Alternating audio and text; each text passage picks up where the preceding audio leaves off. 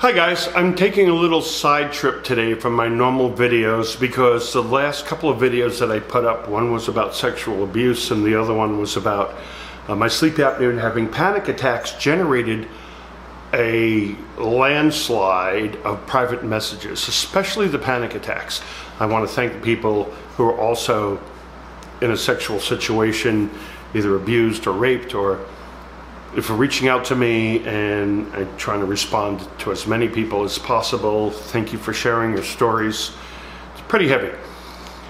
Regarding the panic attacks, I got a lot of people responding privately, and I'm not going to name any names, that get panic attacks or you know, because of bipolar or whatever reasons. So I thought I would address how I deal with panic attacks. Now, before we go any further, I have to say I am not a doctor. I am not giving you medical advice. I am not telling you to not do what your doctor tells you to do. All right? And these are what I do. This may not apply to you. If it helps you, that's great. If you're just searching for knowledge, I hope that's all this is. If you don't have panic attacks, or you're bipolar like I am, and we'll talk about that, this video probably won't help you, so you may want to wait until tomorrow, tomorrow's video, to continue on the fun journey of all the stories. But maybe you know somebody and maybe this can help them. All right, let's talk about panic attacks. First of all, I had severe panic attacks. I went through a lot of childhood abuse. My mother was physically abusive, did a lot of crazy things to me. I mean, nuts, right? So I started having panic attacks. Too much in my face, too much input. It got so severe, at one point I was having them several times a day. I could theorize that the stress was so great it reduced my serotonin levels in my brain, and my brain just, was constantly going into panic because the nerve receptors weren't bathed with serotonin to calm them down. I mean, I could get into this, we can go down the rabbit hole, but we're not going to do that. So I went to the doctor, went to a psychiatrist, and said, told him what's happening. Well, first of all, my doctor told me, my panic attacks are so severe, I want you to check into an emergency room, at Bellevue Hospital, psychiatric emergency. And that was a wake-up call. I was like, you hear stories of people getting locked up and they never get out again because they want to make money on you. And here I am, desperate, having panic attacks 3, 4, 5 times a day, really in trouble. So went to a psychiatrist, and he said, you don't have to take pills. Now, I'm not telling you not to take pills, all right? If your doctor's giving you stuff for your panic, it's probably a very good thing. I'm telling you what I did. So I said I didn't want to take pills. I didn't want to be medicated. I didn't want to be dumbed down. I didn't want to take Lexapro or Prozac type of pill because I'm a creative person and I didn't want it to numb my mind. Because I tried it once and it was like what I call a glass ceiling. You don't react because you don't care, but inside you're screaming like, ah! But you kind of like, whatever, I don't react. And I didn't like that feeling. A lot of people don't. And a lot of people suffer from panic attacks. So there's something I did called cognitive behavior theory, and cognitive behavior is a way of using your mind and thinking your way out of certain kind of situations. You can't think your way out of cancer or heart attacks, obviously, but certain things in your brain you may be able to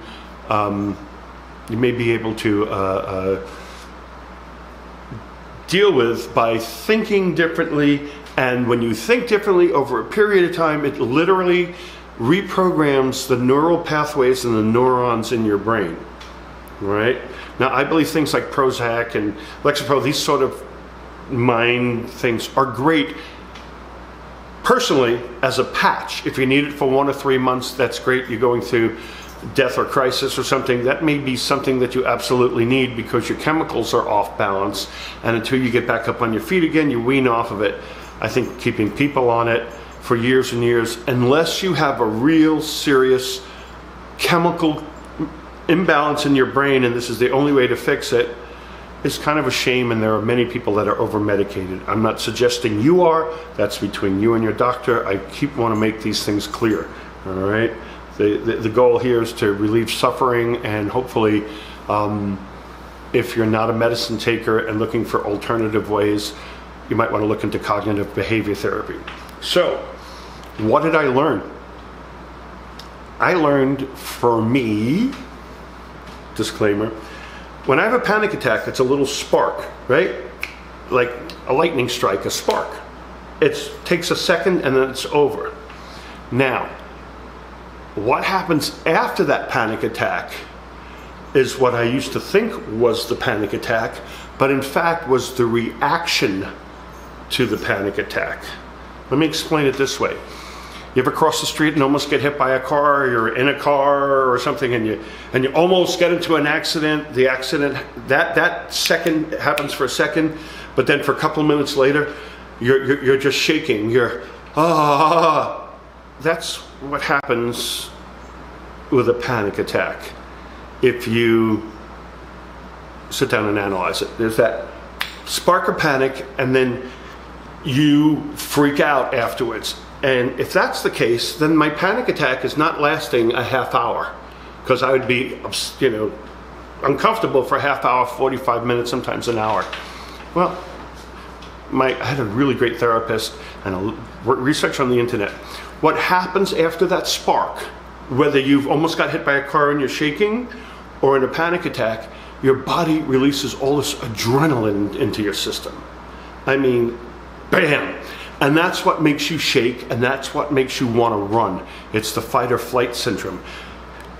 Get out of the way, there's a tiger coming to attack you.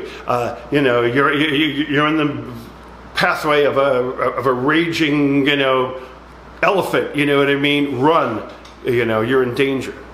So once you realize that the panic is a spark, and all that afterwards for a half hour or more is adrenaline, there's a few things you can do about it. Because when you have a panic attack, you feel like you're helpless, your brain just froze up on you, and you're like a victim of this out of control car crash. Well, that's, if you reframe it, cognitive behavior, you think about this differently, see your panic as a spark, and then afterwards, that spark has produced adrenaline in your body, and you're shaking, and you're jittery, and you're flipping out. Well, what can you do? I'm repeating myself because I just want people that suffer from this to really understand what I'm talking about, because this may help them. If you have adrenaline in your system, there's something you can do. You can medicate, Valium, those sort of things, Xanax. I don't like that feeling, because when you have a panic attack, you're out of control. And I don't want to be medicated with Valium or Xanax after being out of control with something that's kind of making me out of control, like dizzy or sleepy. I want to be fully aware so this doesn't happen again. Some people that helps, you are, get that pillow in your mouth, breathe through the adrenaline. I get up and I walk around.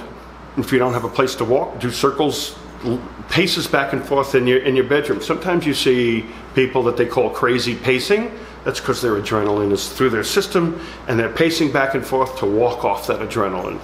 Once you walk off that adrenaline, you go swimming, go for a walk, you realize that level is dropping, you're getting more and more comfortable, more and more comfortable, more and more comfortable. Oh, half hour, 45 minutes later, your body reabsorbs that adrenaline, your muscles relax, the panic center in your brain slows down, and you could breathe again. And the bad thing with panic, when it happens multiple times, you start thinking you're crazy. Well, you're probably not crazy. You may have a chemical imbalance. Now with me, it's all about stimulation. My doctor said I'm bipolar and manic. And I was like, what are you talking about? You're crazy, bipolar and manic. Those are heavy words, right? But the more people are coming out of the closet with it, it's not that uncommon, and it's not your fault. These are brain chemical imbalances. They could be caused by environment, genetics, sometimes the foods that you eat. For instance, with me, I can't do caffeine. If I take too much, I can't drink coffee or tea. If it's tea, it's got to be herbal tea. Certain kind of spicy foods, they kind of just work my system until it gets crazy and I'm prone to panic. It sounds crazy, right? But it's a chemical imbalance, and these things are overstimulating my brain. I have a big thing about being overstimulated. I'm not talking about in bed, because we always love that, right? I'm talking about day-to-day stimulation that a lot of people don't realize. You're drinking caffeine, you're drinking soda with caffeine, Coca-Cola, whatever, a cola product, and then you're watching TV, and CNN or somebody's telling you that the world is going to end any second now, and you know, you're worried about going to the movies and somebody pulling a gun on you, or the earth is going to spin out of control and you're all gonna die in there. That adds up, and a lot of people are just too sensitive to handle that. We're not built to handle this. You know, they did studies where they put mice and rats in crowded spaces and cages, and they wind up fighting and killing each other because they're not made to have that kind of stress.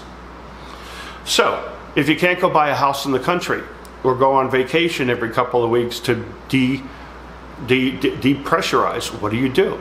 Well, personally, I have it off right now because I'm doing these videos, but I play ambient music through my house.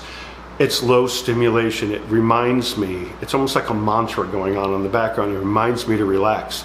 I took some meditation classes, but I can't sit still. So the meditation was great, but I can't really do it. Some people can. If you can, that's really helpful. The music helps. I have Alexa in my house, and all the lights are under control, so I keep everything at like 25% around sundown, and then late 10, 11, 12 o'clock at night, the lights go down to 10%, and it sends messages to my brain, hey, it's time to unplug and to sit down and calm down. I try not to watch movies really late.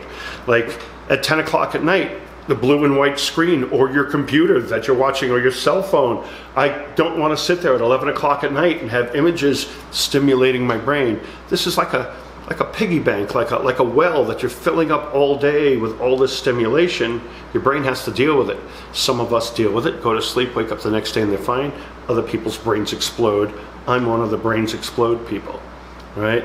So you may be able to do downtime or me time, which means you don't have to tell everybody. Maybe put on a pair of headphones, listen to some music. This is not a way to sell you music. I have some ambient music. Other people have ambient music, or some pretty music. It doesn't have to be new age if you're not into that. Just something soft and chilled out that you don't have to listen to lyrics and concentrate on. Just something that's going to soothe you. Maybe taking a warm bath soothes you. Maybe I was actually told to play video games, believe it or not, but not late at night, because doing video games lets me be involved in something and not focus on the loop of panic or problems that I have. I'm throwing out some ideas for you. I'm hoping I can help somebody, you know, because having panic and being alone or being medicated, in my case, and not wanting to, is really a bad thing for me or for anybody else. Until you've had panic attacks, you don't know what this is like.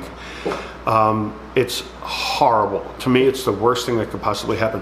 But sleep, oh God, I can't believe I'm forgetting this. Sleep is critical, critical, critical. And sometimes people say, well, I can only sleep 4 hours. Great, but it's not that sleep at once. They've done studies where they think people have 2 sleeps. Back in the dark ages, people would sleep at sunset and then around midnight wake up for 2 or 3 hours, write manuscripts, do things, and go to sleep again around 2 in the morning and wake up about 8 or 9. The older you get, sometimes this is a natural pattern, and people get upset because, oh, I didn't have 8 hours of sleep. Well, take the 4 hours of sleep, get up, don't stress yourself out on it, go ahead and do what you need to do, and then go back to sleep. I have the luxury, because I'm a musician and I don't have to report to work every day. I could lay down and take a nap. And I know that's old fuddy-duddy stuff, but it stops my panic attacks because now I'm managing my sleep. I'm not doing caffeine or or coffee, or if I do, it's in very small amounts. And I'm careful of what foods that I eat. If I eat very spicy foods or very heavy foods, if I don't sleep and wash it down with 3 or 4 cans of diet soda, you know, my body's gonna react. I know if I stay up late. Last night I watched this incredible Elon Musk interview for 2.5 hours, the one where he smokes pot. And it was 2 o'clock in the morning. I didn't finish till 4:30, and I thought, oh my God, if I don't get to sleep and I don't try to stay to sleep, I'm in trouble. I have Valium that I keep on the bedside in extreme situations, but it's very rare that I have extreme situations. CBD oil is not something I recommend for you. I tried CBD oil. CBD oil is what they call medical marijuana, but it doesn't have the THC in it. There are 2 things in marijuana, THC and CBD. THC is the hallucinogen. CBD is what they use for medical marijuana. Your body has all kinds of receptors. You could do research on this. It's all kinds of wonderful things. It helps people with epilepsy, blah, blah, blah. It's all no longer hype. It's all proven stuff. CBD oil works for me. It puts me to sleep. But if I do too much of it for too many days, I have a backwash effect. In other words, it's like a pendulum. And I try to keep the pendulum just moving in here. If I take too much CBD oil, it swings here, but then I suddenly get this back effect a day or 2 later where I'm very jittery, I'm uncomfortable. That's me. Could be psychological. I know I have that thing where if I smoke weed, I have, and it's a proven thing, THC gives me a panic reaction. And they found out, you know, I'm not some sort of a pussy and can't smoke weed because I get paranoid. A lot of people listening right now know they get paranoid when they smoke weed. That's not a mental thing. It's a literal chemical, physical thing that triggers, the THC triggers the panic centers in your brain. And some people are more sensitive and less sensitive. I can get a contact high from people in a car smoking it, and I'll get a little panicky and really uncomfortable. So that's a chemical reaction. You're not losing your mind. So to recap, you can do the chemical route and all that kind of stuff. You can do stuff where you just look through your day. What can you eliminate that's a stimulant? Because if you're having panic attacks, it's probably chemical, right? A chemical imbalance. But what can you do to help your brain repair? Maybe caffeine's too much. You're doing 4 cups of coffee a day and you're having panic attacks. Your body's telling you you can't do it. If you're drinking 2 or 3 or 4 cola products, diet, sugar. Are you a sugar junkie? You know, that'll do it. It's stressing your body out. The older you get, the harder it is. So look at me time. You could be in a house full of crazy people. Just put on some headphones and go sit in a corner or just lie down on your bed, look at the ceiling, you know, just chill out. Try to manage your stress levels. Obviously consult a doctor. Talk with your doctor. A lot of doctors want to throw pills at you. If that's good for you, it wasn't good for me, but hope this will all help. And remember, that panic is a little spark, and afterwards you're going to have adrenaline in your system. That adrenaline is going to make you uncomfortable. It's going to make you want to jump out of a window. But once you know that and realize that once that spark happens, you're going to be uncomfortable for the next 45 minutes, you may be able to, okay, I don't feel comfortable, but it's been 15 minutes. Oh, you know, it's 20 minutes. I'm feeling better than 15 minutes. It's been 30 minutes. I feel better than 15 minutes ago. And you're going to realize that this horrible feeling is reducing, and you're not creating more panic because, oh my God, I feel this way. What's going on? Oh my God, I can't. You don't get into that snowball and that loop that keeps igniting the flame. Back to regular programming tomorrow. I hope some of this helps people. I know there's some of you out there that are suffering like I did, and I still do, but I control it. I'm at to the point now sometimes where I have a panic attack like I did when I did that other video. I was in the middle of a panic attack.